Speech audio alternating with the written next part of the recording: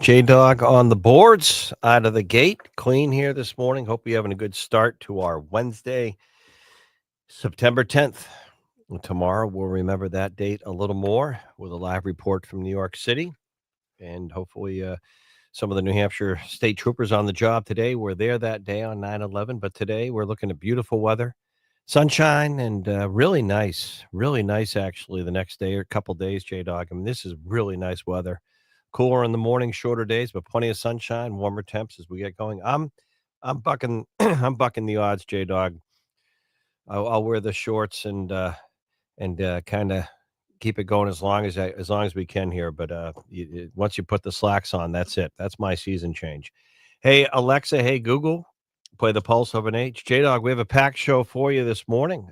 You enjoying these days, right? Aren't you? I imagine you are walking. Yeah, it is. You're right.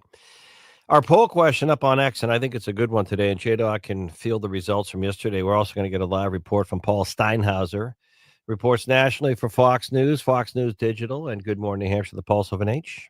And our poll question has to do with a mess in Claremont, the city in Claremont, New Hampshire.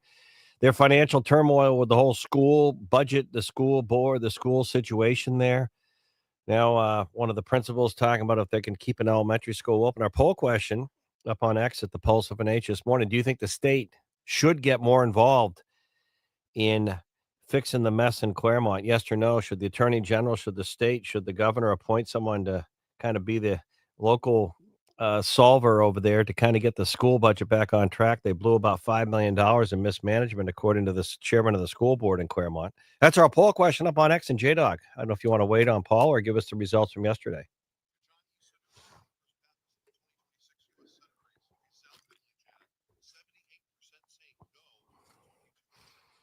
Wow. Wow. That's interesting. One of our upcoming guests at 9:20, Neil Levesque, St. Anselm College Institute of Politics, regular contributor. He he did a poll last week, but it didn't have that Sununu name in there because it was on my show about a week ago yesterday. I think it was Tuesday. I said that John E. Sununu was making calls to prominent sort of Republican donors and leaders saying he's wanted to run for the U.S. Senate. That started the whole thing last week. But Neil's poll did not have the Sununu name in that, so we'll get his thoughts. But our own quick snapshot on X would be good news for Chris Pappas. And by the way, tomorrow morning, live out of the gate, talking about some of the great veteran stuff and the opening soon in Franco, New Hampshire, the Veterans Campus. Chris Pappas joining me live tomorrow morning, 9:08, 9:10. Chris Pappas live tomorrow morning. Good Morning, New Hampshire, the Pulse of an H. And of course, now he is the U.S. Senate Democrat candidate on that side of things in the midterms, just over a year away. Let me know if Steiny's on, J-Dog. Oh, he is. Paul Steinhauser with us. Who knows? Paul, were you out to dinner in Washington, D.C., near the White House, going out to a restaurant with the president last night? What's going on?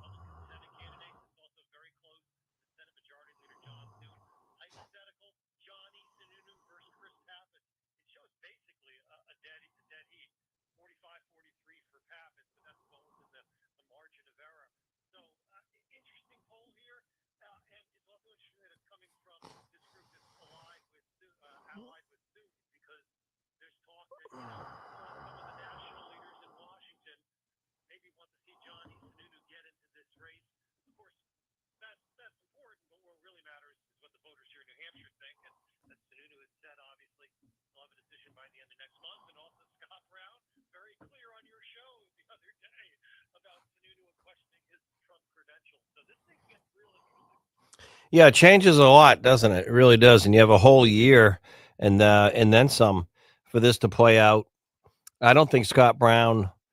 I don't know. I don't think he'll. I think he's in this race through the to the end of the primary. He's a very competitive person. He was on our Contact Politics podcast. You were a guest as well with Brad Card, and he said he's very competitive. Everything he does, he does work hard. He's not out there. I don't think he's backs off or is scared off by the Sununu name. Dan Ennis, on the other hand, state senator, well thought of. Who knows what he may do, but I think fundraising, I would not be surprised if he were to perhaps not stay in the race. I don't know if that means he runs for congressional seat in CD2 or 1, or stays in the state Senate. My guess is the latter, but it's going to be interesting, Paul, for sure.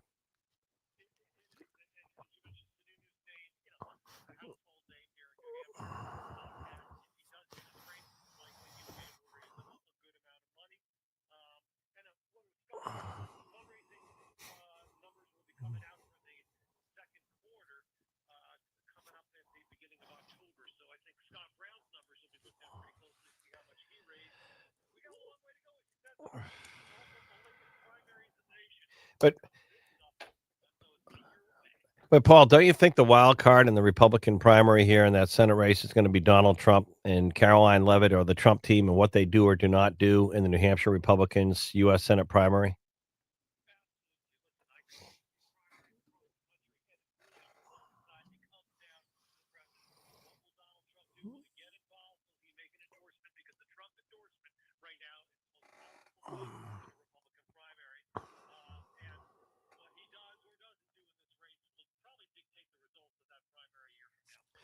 All right, thank you, Paul.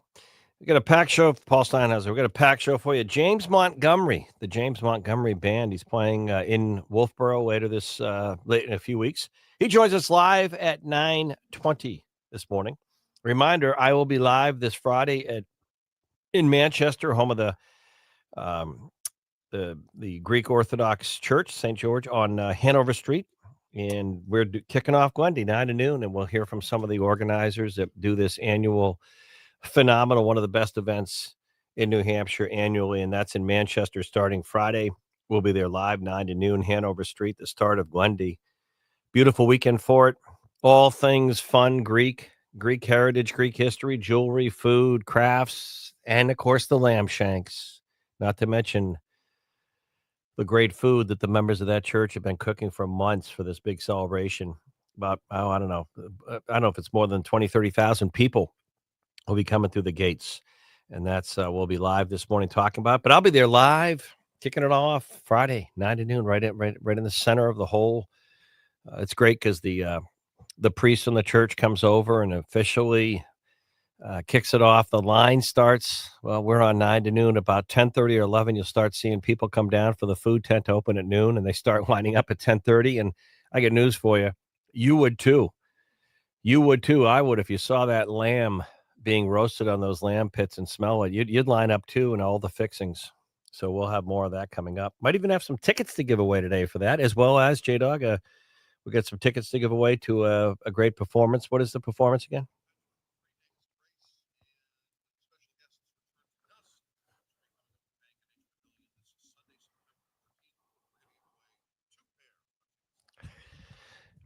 You know, a couple stories are interesting to me this morning. This story out of North Carolina, the stabbing of this young woman on the train there, just unbelievable, random act of violence. Now federal charges. Well, this happened a while ago, but it's making news now. And North Carolina, this poor young refugee from the Ukraine sitting on the subway, or I guess it was, I don't know if it's a subway or train, but sitting on the public transportation, and you just see this dirt bag behind her come up and sitting behind her and just stabs her in the neck and kills her. And the family grieving, of course. It's a terrible stabbing, terrible murder. But you know what's scary? This was in Charlotte, North Carolina. You know what's scary? This is, and we have a new bail system, a new bail law kicking in here in New Hampshire. You know what's scary? This is what's really scary. This is what's frightening in this story.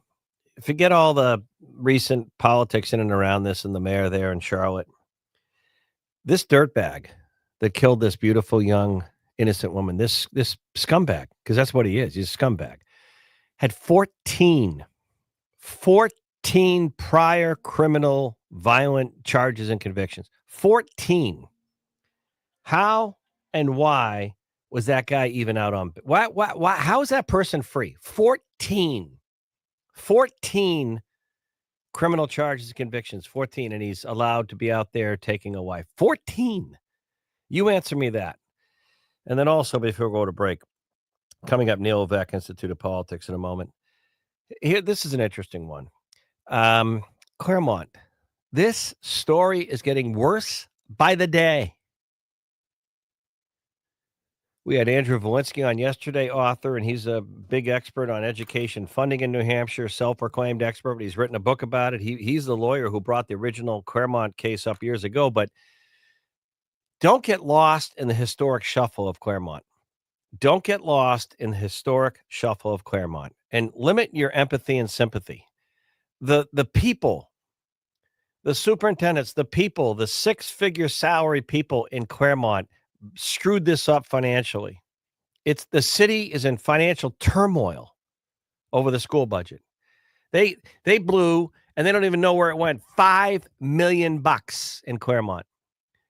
As I said to Andrew Valinsky yesterday, my own research on the show tells me Claremont gets about $23,000 from the state per pupil.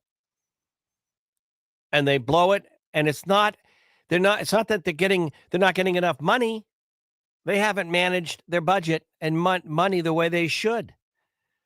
And for all I know, some of the people there are still getting paid. And they're talking about laying off teachers.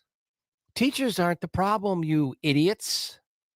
Teachers aren't the problem, you arrogant idiots at the higher level out there that screwed this up. You should come forward and say, I'm resigning my job, sacrificing my salary because I'm a moron. I screwed this up for the kids and families of Claremont. That would be leadership. That would be responsibility. Don't fire the 19 teachers. Teachers get about 65 grand a year, if that. And they have to dig into their own checking books and savings accounts to pay for their supplies. They didn't screw this up. They just want to teach. The higher levels in that community of Claremont deserve to be put out in the public. And in my humble opinion, Governor Kelly Ayotte is up in Halifax, Canada on a trade trip, and that's all fine and good. She's back tomorrow. I think she should take a ride out to Claremont. It's too bad she shouldn't have to, but someone's got to get involved out there at the state level, get more involved and bail this mess out before these kids and families are screwed over anymore. And too bad the state has to do it, but someone has to go in, and heads need to roll. Heads need to roll in Claremont, in the city. Now, principal's talking about closing an elementary school because of this financial mess. Some commentary, 603-228-2080. Hey, Alexa, hey, Google, play the Pulse of an H. Back with Levesque next.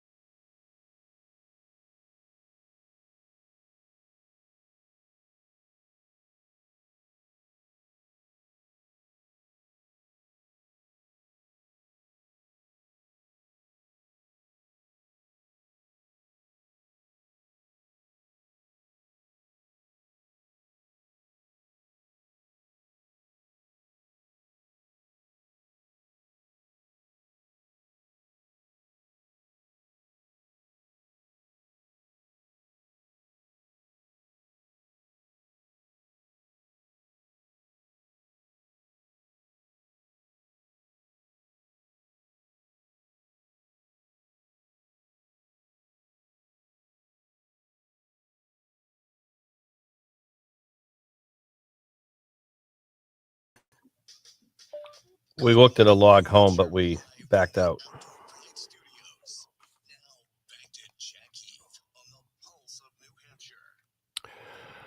All right, we are back. I don't want to get into the whole thing right now, but I have to just tell you, maybe Neil Levesque, one of our political analysts and all-stars, can attest or speak to this. St. Anselm College Institute of Politics, but Kamala Harris has, I guess, written a book. I don't know about you, but if I was a member of the Democrat Party at any capacity or just a voter, I would be so unimpressed. And you wonder why maybe the Democrat Party has no national leadership right now, and they don't. Kamala Harris goes scorched earth, is the headline, New York Post, on her recklessness book on Joe Biden's decision to run for a second term. Let me tell you something, former Vice President and Senator Harris, you were given a golden opportunity to win the presidency without even having to run for the nominate. You were given it. You screwed it up. You blew it. You were a terrible candidate. Why don't you write a book? I blew it. Blame me. I was the candidate. Let me tell you, when you run for office, and I did once, you're in charge. You blew it. You were handed a great opportunity to win. You thought you were going to win because you said Donald Trump was terrible and couldn't get away. You lost. Stop blaming old Joe. Stop blaming Joe. Be responsible for something. Why isn't anyone responsible for anything anymore? Neil Levesque, good morning. I don't think I could read the prologue because it would make me nauseous, and I don't want to throw up with unnecessarily. What a joke. What a complete joke.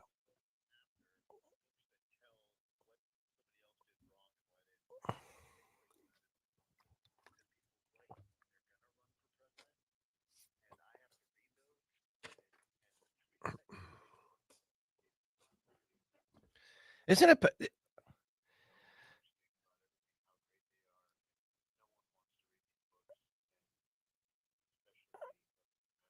I know you do, but isn't it Bush League? Isn't it pathetic? I mean, she'll make her money. That's what it's all about, by the way. She'll try and rewrite some history. She lost. She was a terrible candidate. Joe Biden, you know what?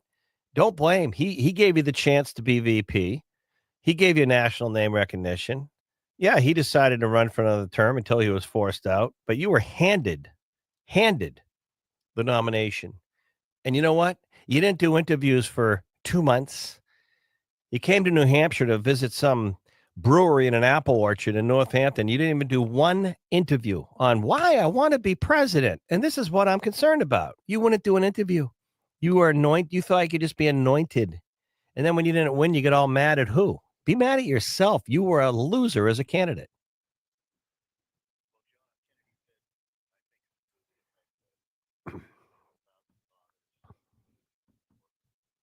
Okay. Neil, okay, you had a poll from St. Anselm's Institute of Politics on the U.S. Senate race, but it didn't have the name John E. Sununu in it because John E. Sununu, I guess it was beginning of last week when I first said on my show in the morning that he was calling around, calling, big Republican donors saying he wanted to run for the U.S. Senate and he was going to, exploring, but he was seriously going to do it and announcing in October. And he kind of entered the field, if you will, before your poll was out.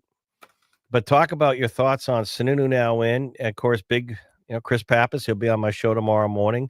Karishma Manzoor, I think is her name, from Exeter, challenging Pappas, more progressive, liberal member of the Democrat Party. And you have Scott Brown, Republican, who's on my show last week. Dan Innes, state senator. I would imagine one of those two will drop out, but Sununu's getting in for sure. There's no question about it. What are your thoughts on the older brother of Chris Sununu running for the Senate?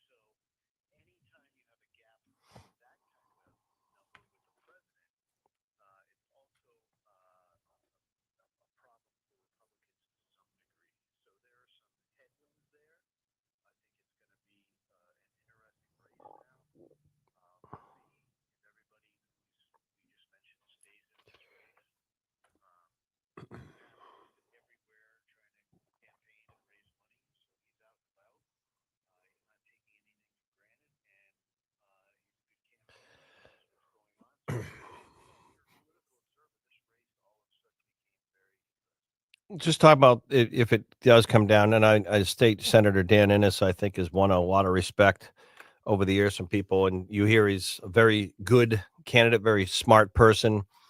Some would say on the state side, he became one of the true leaders in the state Senate on the budget stuff. He's run before and he's in this race, but I think fundraising is going to be a challenge unless you can sell fund. Because we're hearing, for example, in the first congressional district, I was first to mention this on my show here first. You heard it first, by the way, certain other media outlet, um, that Anthony DiLorenzo, very successful automobile executive, owned a bunch of stuff, dealerships listed in the Seacoast, maybe looking at the first congressional district as a Republican. He'll decide in the next week or so. The reason why I mention him, there are many other people running, but he can self-fund to a large extent. Really known in that Republican primary, can self-fund. They've done well, but they're probably going to have to raise a lot of money. So fundraising becomes an issue, and also the Donald Trump nod or not. How important is that for a Brown, an Innis, or a John E. Sununu? And do you think Sununu's already called the White House or leaders in Washington before he put his name into this to say he's seriously looking at running?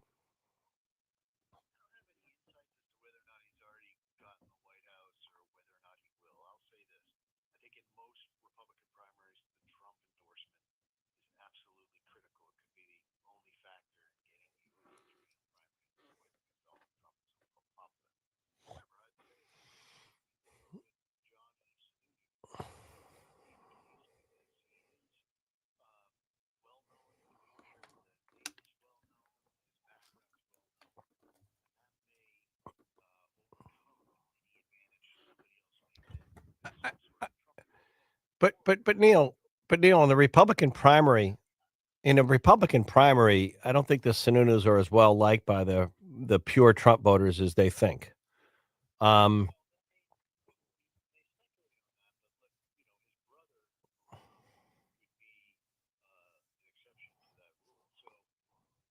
yeah, but let's talk about hold on. Let's talk about the primaries.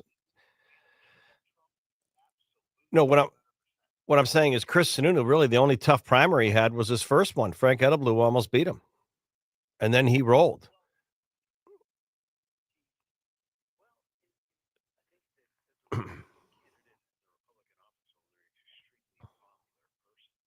Yeah.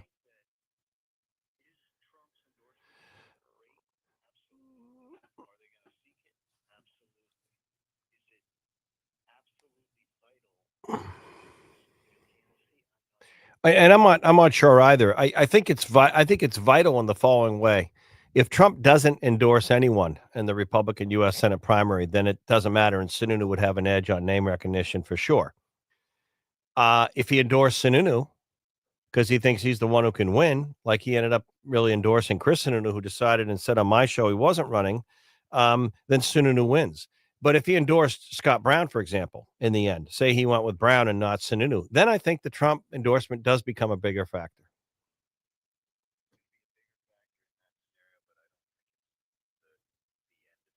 Interesting. Now, what about Chris?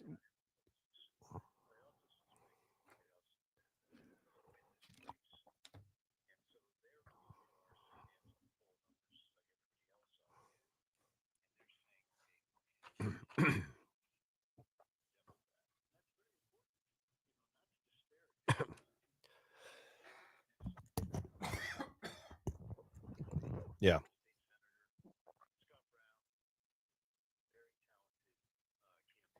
Yep.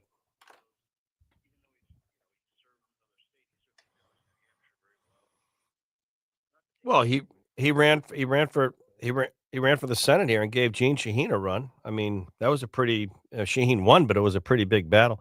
Neil, we got to run. Neil Levesque, Institute of Politics. Thank you, Neil. Breaking news, J Dog. Do you want to do it or me? Breaking news. You want me to do it? Okay. All right. Breaking news here in New England. Arthur T. DeMoulis, Arthur RDT, Arthur T. DeMoulis is on the losing end of this battle, this family feud. Mediation has failed, and the board of DeMoulis, the board, has decided that they're going to remove Arthur T. DeMoulis as president and CEO of Market Basket. So the board doubling down, RDT, the popular Demoulas, who was running the show, um, he said, who was running the show said he is out. He is out, and he is going to. The board said he's out. He doesn't want to go out, so they RDT has lost the battle, and the board is voting the popular president CEO out of Market Basket. J Dog, this is going to have profound ramifications, I think, on employees, don't you, and customers? Do you remember how loyal they were when this happened the first time, and they stood out there? When's the last time you saw people protesting to bring back a CEO or keep a CEO on from the workers? When's the last time you saw that? Yeah, I'm not a big market basket shopper, but they're big in the market. Many of you are. This is going to be, it's interesting how the employees, the team at Market Pass is going to react to that and why the board is just so adamant. It's also under the category and some commentary is how to screw up a good thing, how to mess up a good thing. There was nothing broken at Market Basket, and this is just a family feud. That's all it is. And Arthur T. DeMoulas being voted out as president CEO. He's the one. That's why the employees work there. That's why they liked it. That's why people shop there. So shoot yourself on the foot. And many people do, including Kamala Harris with her new book. But that's just a side note. You know what? Let's bring in John Decker now because he's on. Not make him wait. Before we go to a break, we went long there. John Decker, our own White House correspondent. Did you go out to dinner last night with the president outside the White House?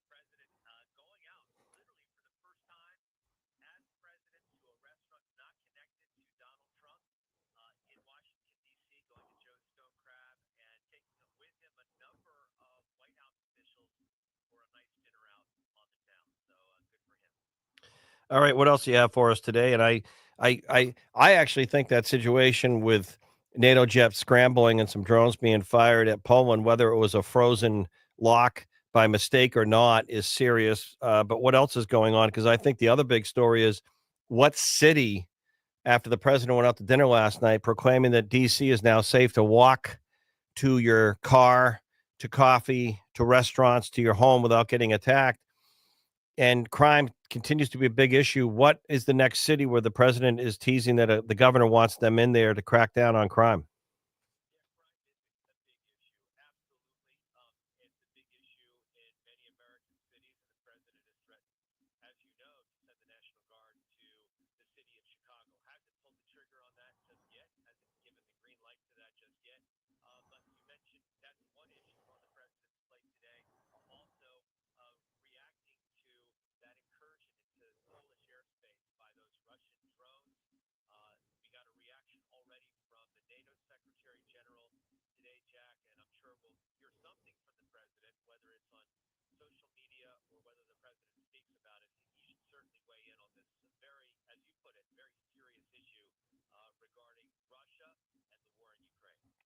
All right. Thank you, John Decker, our own White House correspondent. Thank you, John. We are back in a moment.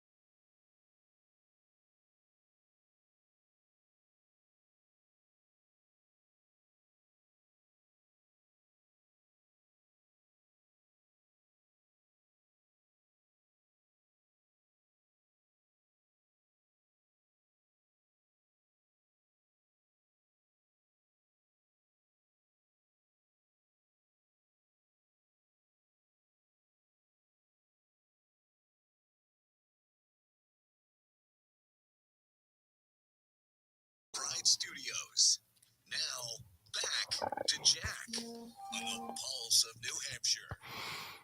All right, we do have that breaking news about 50 minutes ago down in Boston, but here locally, you've heard it first there just a moment ago, live on the air. Market Basket, RDT, Arthur T. DeMoulis, the popular member of that family, the president, CEO, booted out of his job, booted off the board, mediation failing, according to the board. They're kicking out the only popular member of the family, if you will. What a family feud. Oh, my goodness. Maybe a movie. I know there were some documentaries and movies years ago when they had this, the standoff, and they were Market Basket employees were out picketing and protesting for RDT to come back as the CEO. You got to realize in the grocery business like Hannaford, Market Basket, for example, some folks work their entire careers for these food business giants, and they're very good careers. They have good benefits, and I mean this. Market Basket, Hannaford, their families, generations, that's their livelihood, and they love this CEO. I've never seen anything like it when he was booted out the first time, or so they were picketing for him to come back. When was the last time you saw a big employer and the employees, the rank and file, the people in the meat department, the people who stack the shelves, the people who drive the trucks were all out there calling for RDT to come back. Came back. It's been a number of years, and I don't know how this family feud, what it's over. Probably over money. Is that the common denominator? Probably over money, but the board booting RDT out as president, CEO of Market Basket, and off the board. Wow. Couple other stories coming up. Inflationary numbers you're going to hear at the top of the hour. The latest peek at those numbers, prices, I guess, down a little bit. Also, interest rates, the Federal Reserve. You're hearing about that because there's a court ruling whether or not the Federal Reserve governor that President Trump wanted to fire because of alleged mortgage fraud, like claiming, hey, I don't live full-time in this house, or I live full-time in this house. I don't know how it works, but some people on those mortgage side, the same was claimed at some other member of the U.S. Senate. I won't say names. But unrelated to her and that, the Federal Reserve meeting, and they're going to be lowering the interest rate for sure. Powell last month already signaled that. We had a live report from Jackson Hole when they had that economic meeting. So they're going to lower the interest rate. Is it going to be a half a point or just 0.25? Is it going to be 0.25, 0.25%, or half a point? We'll wait and see. So that's coming up top of the hour. We'll have more on that and some of our economic contributors. A little bit later on, got some fun stuff today as well. Some entertainment in the next hour. James Montgomery Band. James Montgomery, the artist, the blues magician, he's a New Englander. He's playing later this month in Wolfboro, but it's just fun. He's going to be on with us at 10:20. We have some more tickets to give away. We'll do that at 10:30. Actually, during the 11 o'clock hour to a performance. And then Glendy. What an annual great celebration in Manchester. It happens each year. Kicks off Friday, Saturday, and Sunday. St. George Orthodox Cathedral Church, Hanover Street. Sort of down the hill on Hanover before you get into the real center of Manchester, but very convenient. And they have buses that will bring you in if you can't park on the street there. You're going to have tens of that. You're going to probably have 20, 30,000 people there over the weekend. What beautiful weather for it. Beautiful weather. We're going to be there live. We kick off and open Glendy officially. We're going to have some of the organizers have been doing this each year in our studios today. This is what I love about our place, our home here, where I choose to reside. We had the folks from City Hope on Monday, the couple that runs City Hope in Concord. And the reason why I mention this, it's Glendy and the church. City Hope's a church. City Hope is an effort in Concord. They have a food pantry. We learned about it Monday on the show.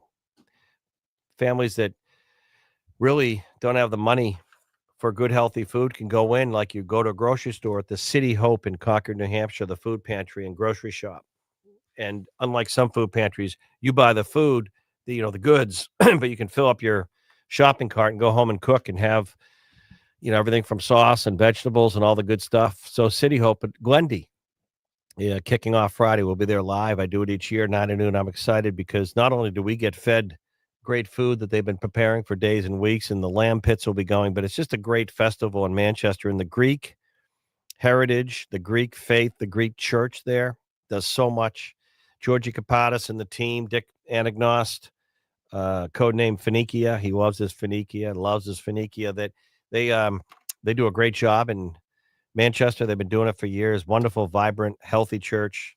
But all things Greek. Everyone's Greek this weekend in Manchester. Friday night at noon, we'll be live there. So come by and say hi. And the food, the people start lining up for the food tent by 10:30 or 11.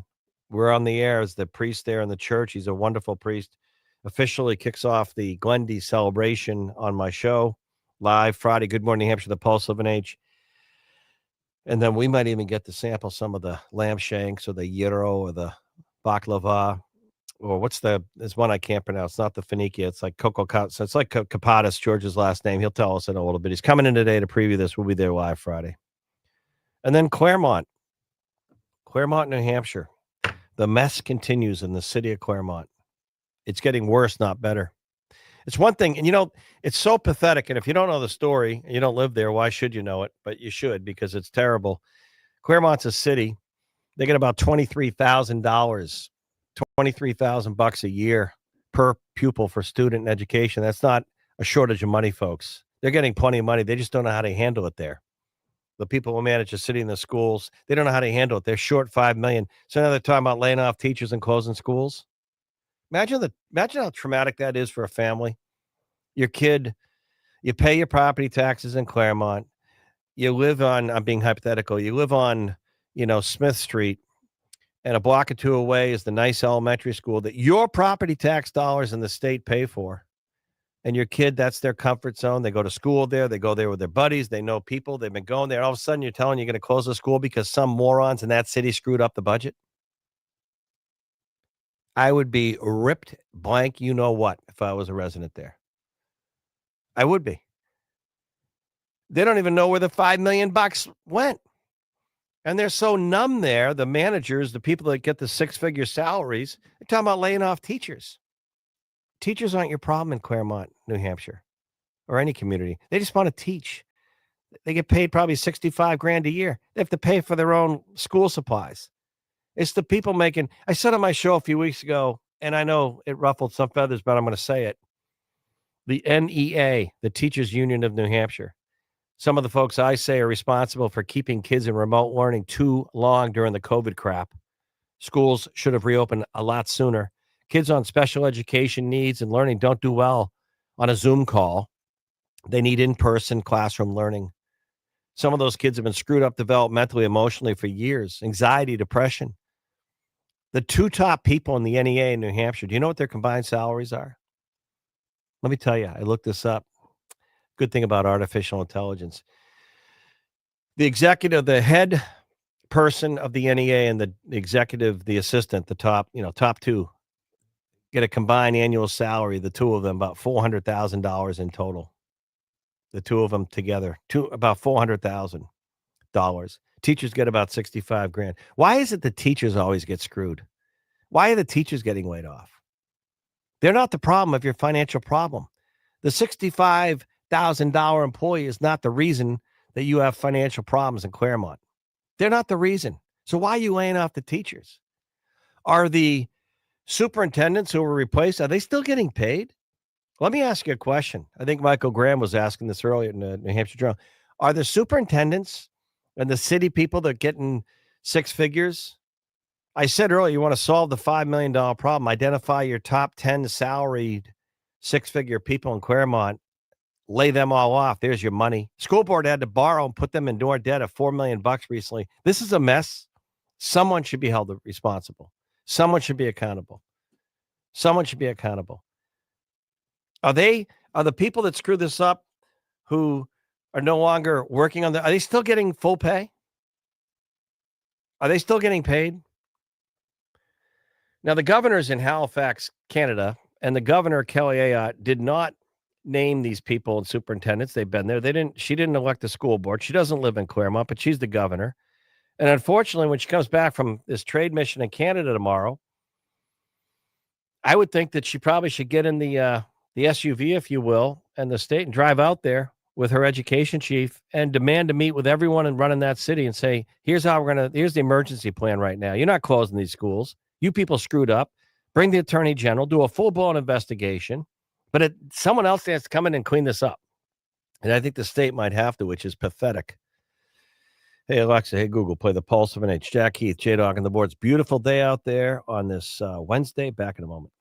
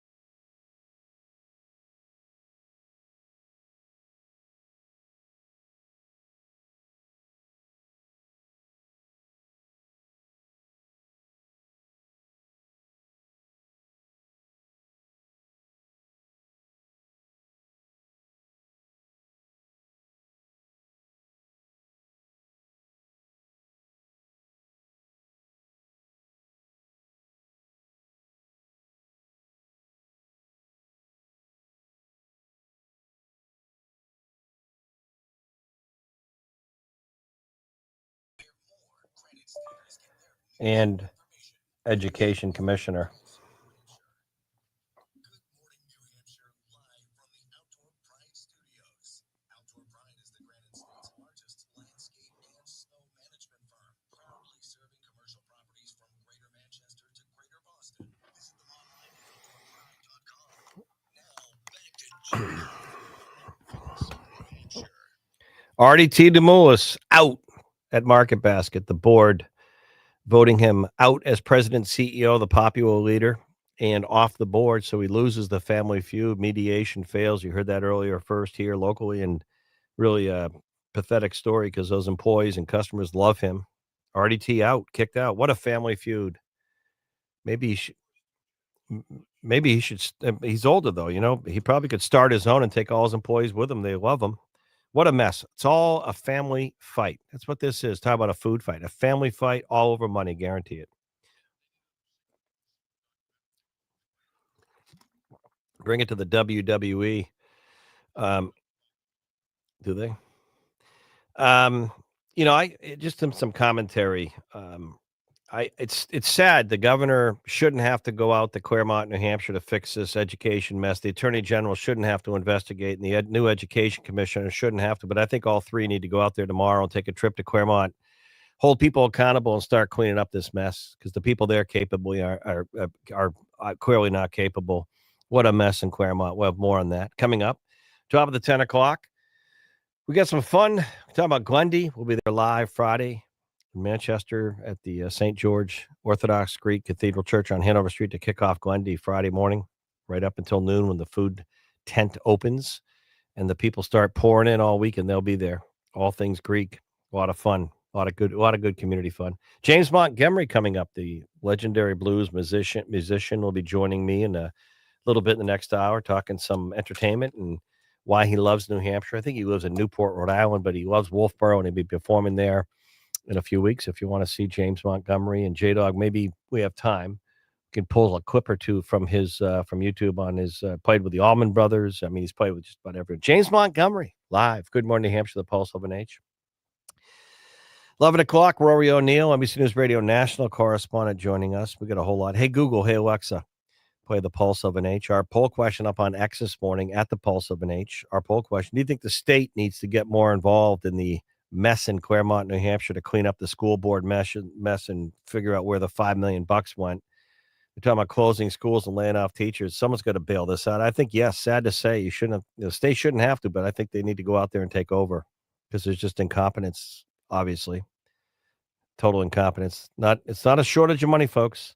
$23,000 per pupil per student in Claremont, and they're missing $5 million. Unbelievable. Do that in the private sector, you know what happens. Hey, Google. Hey, Alexa, play the Pulse of an H. Hour number 2 coming up next. J-Dog, Jack Heath, back in a moment.